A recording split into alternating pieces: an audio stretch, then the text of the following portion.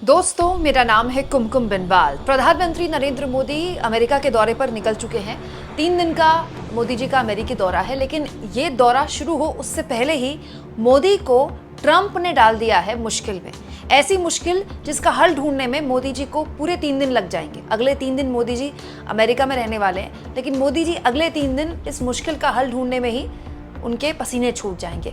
इसीलिए क्योंकि इस मुश्किल का दरअसल हल ऐसा है कि अगर मोदी जी कोई भी एक रास्ता अपनाते हैं तो दूसरे रास्ते में उनके लिए दूसरी मुश्किल खड़ी हो जाएगी। दोस्तों, सब कुछ मैं आपको तफसील से बताऊंगी। और ये अमेरिका दौरा प्रधानमंत्री का कैसे राहुल गांधी के हुए अमेरिकी दौरे के बाद और महत्वपूर्ण हो गया है, ये भी मैं आपको बताऊंगी। लेकिन ये तो आप जानते ही दोस्तों कि प्रधानमंत्री मोदी का कार्यक्रम क्या है।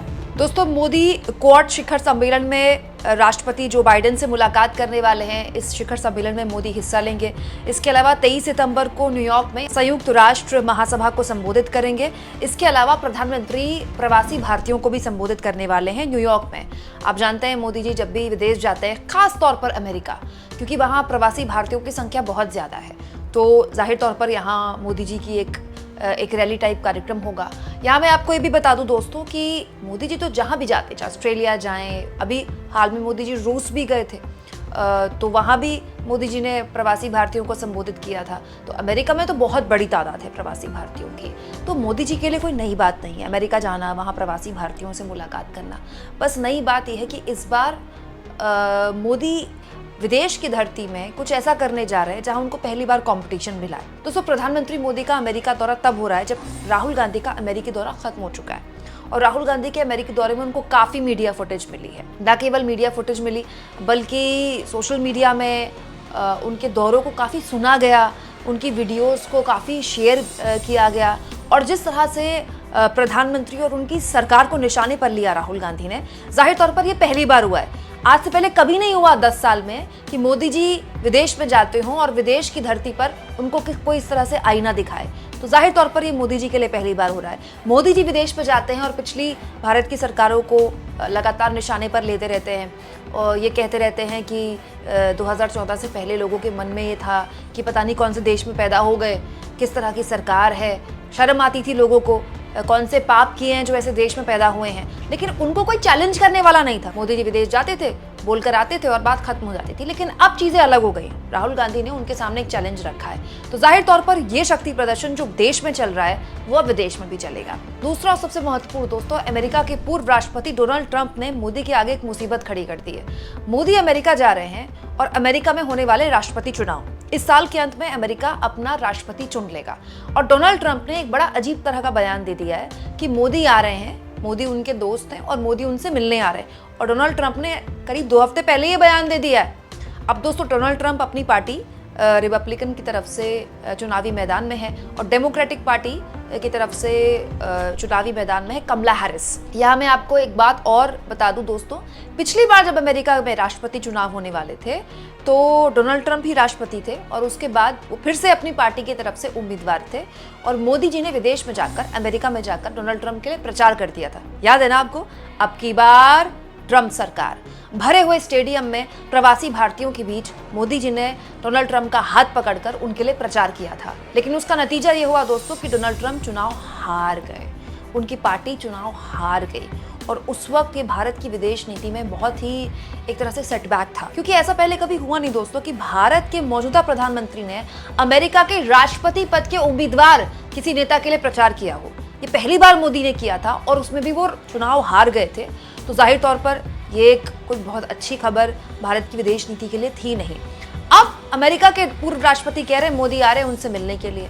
अब मोदी के आगे इधर कुआं उधर खाई है दोस्तों। लेकिन क्योंकि अब मोदी अब ट्रंप से मिलते हैं तो वो अपनी करीबियां ट्रंप के आगे दिखाते हैं, तो फिर उसको किस तरह से वो मैनेज करेंगे, क्योंकि अमेरिका में राष्ट्रपति चुनाव में कट टू कट कॉम्पिटिशन चल रहा है दोस्तों। तो जब कुछ महीने पहले अमेरिका के जो डेमोक्रेट्स की तरफ से राष्ट्रपति पद के उम्मीदवार जो बाइडेन थे, तो वो काफ़ी पीछे चल रहे थे और माना जा रहा था कि अगर जो बाइडेन ही उम्मीदवार होंगे तो वो उनकी पार्टी चुनाव हार जाएगी। लेकिन फिर उन्होंने उम्मीदवार बदल दिया, कमला हैरिस अब उम्मीदवार हैं। यहाँ इस बात पर भी गौर किया जाए दोस्तों कि कमला हैरिस भारतीय मूल की हैं। कमला हैरिस की जो माता जी हैं वो भारत से ताल्लुक़ रखती हैं और भारत में भी तमिलनाडु से ताल्लुक़ रखती हैं। तो अब अगर मोदी जी ने डोनाल्ड ट्रंप के लिए प्रचार किया था पिछली बार, तो कमला हैरिस के लिए भी कर सकते हैं। भाई लोग तो उनसे पूछेंगे ही ना सवाल, जो उनके इस दौरे को लेकर विवेचना कर रहे हैं। तो क्या ये उम्मीद लगाई जाए कि मोदी जी इस बार कमला हैरिस के लिए प्रचार करेंगे, अब की बार कमला सरकार कहेंगे? क्योंकि कमला हैरिस तो भारतीय मूल की हैं और वो भी तमिलनाडु से हैं। दक्षिण भारत में तो बीजेपी चाहती है कि वो अपने पैर पसारे। लोकसभा चुनाव में भी काफ़ी प्रचार किया मोदी जी ने। तो अगर प्रचार पिछली बार हो सकता है तो इस बार क्यों नहीं हो सकता? इस बार तो हमारे पास वैलिड रीज़न है भाई, हमारी भारतीय मूल की एक महिला खड़ी हुई है। अगर कमला हैरिस अमेरिका की राष्ट्रपति बनती हैं तो अमेरिका के इतिहास में पहली बार होगा कि न केवल महिला राष्ट्रपति बन रही है बल्कि भारतीय मूल की कोई महिला राष्ट्रपति बनती है, अगर वो बनती हैं तो, अगर चुनाव जीत जाती हैं तो जाहिर तौर पर मोदी के आगे एक बहुत बड़ी मुसीबत है दोस्तों। एक अजीब सी दुविधा है जिसमें मोदी ना तो डोनाल्ड ट्रंप के लिए हाँ बोल सकते हैं कि हाँ वो उनसे मिलेंगे कि नहीं मिलेंगे, ना बोल सकते हैं। इसीलिए विदेश मंत्रालय ने इस बारे में कोई जवाब ही नहीं दिया। डोनाल्ड ट्रंप कह रहे हैं कि मोदी आ रहे हैं उनसे मिलने के लिए, जबकि मोदी का कार्यक्रम सेट है। उसमें डोनाल्ड ट्रंप से वो मिलते हैं तो जाहिर तौर पर एक सवाल उठेंगे कि भाई आप एक उम्मीदवार से मिल रहे हैं, अगर वो चुनाव हार गए और दूसरे उम्मीदवार, दूसरी पार्टी के उम्मीदवार जीत गए, कमला हैरिस जीत गई, तो आप अपनी विदेश नीति में पीछे नहीं रह जाएंगे, जो कि पिछली बार हुआ। और अगर वो कमला हैरिस से मिलते हैं, डोनाल्ड ट्रंप से नहीं मिलते हैं और डोनाल्ड ट्रंप जीत जाते हैं, तो फिर इसका क्या जवाब देंगे मोदी जी? तो इसीलिए कहते हैं दोस्तों कि विदेश नीति में फूक फूक कर कदम रखे जाते हैं। पिछली बार जब राष्ट्रपति चुनाव हुए थे, मोदी ने अब की बार ट्रंप सरकार, इस तरह का नारा देकर एक बहुत बड़ी भूल की थी। अब इस बार के राष्ट्रपति चुनाव में अब मोदी के समझ नहीं आ रहा है कि वही भूल उनके सामने खड़ी हुई है। भाई डोनाल्ड ट्रंप तो उनसे वही एक्सपेक्ट कर रहे हैं ना कि पिछली बार जिस तरह से उनसे मुलाकात हुई थी इस बार भी हो।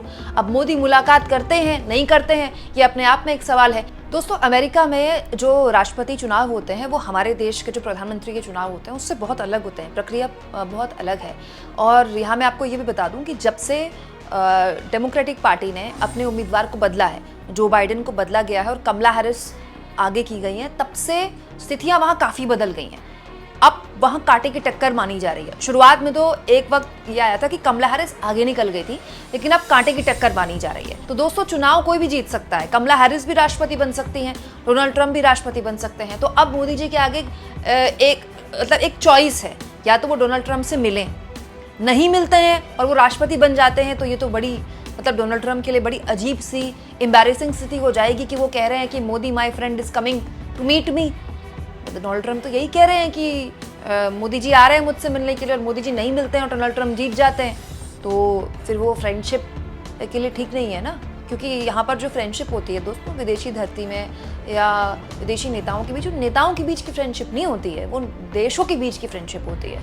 दूसरा, अगर डोनाल्ड ट्रंप से मिल जाते हैं तो फिर कमला हैरिस वो भी राष्ट्रपति बन सकते हैं, क्योंकि मामला कांटे की टक्कर का है, कोई एक तरफा चुनाव नहीं है वहां पर। दोस्तों, इसीलिए मैंने आपसे कहा कि अमेरिका का जो इस बार का दौरा है ना मोदी जी का, बहुत उनके लिए कूटनीतिक लिहाज से बहुत ही महत्वपूर्ण दौरा है। दोस्तों, होता क्या है कि मोदी जी जब भी विदेश दौरे पर जाते हैं, उनके विदेश दौरे का बस इसी लेवल पर आकलन होता है कि अमेरिका में मोदी मोदी हुआ कि नहीं हुआ, प्रवासी भारतीय नारे लगा रहे हैं, इस नेता ने मोदी के कंधे पर हाथ रख दिया, उस नेता ने मोदी के लिए ये बोल दिया।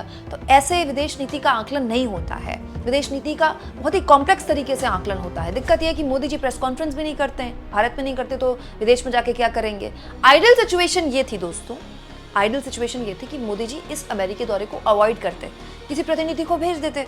ऐसा तो है नहीं कि प्रतिनिधि जाते नहीं है, क्योंकि वहाँ पर चुनाव हो रहे हैं, वहाँ पर हालात काफ़ी कॉम्प्लेक्स हैं। राजनीतिक तौर पर अमेरिका के भविष्य में नवंबर दिसंबर के आसपास वहाँ के लोग एक तरह से जनमत करेंगे, वहाँ चुनाव होगा, वहाँ नतीजे आएंगे, तो अवॉइड किया जा सकता था। लेकिन आजकल आपको पता ही है, मोदी जी विदेशी धरती में किसी भी विदेश दौरे को अवॉइड नहीं कर रहे। ब्रुनेई और सिंगापुर जैसे छोटे देश तक जा रहे हैं प्रधानमंत्री, पोलैंड तक चले गए जहाँ 40 साल में कोई पीएम नहीं गया, छोटा सा देश है वहाँ। तो फिर आप सोचिए अमेरिका जाना मोदी जी कैसे छोड़ सकते हैं।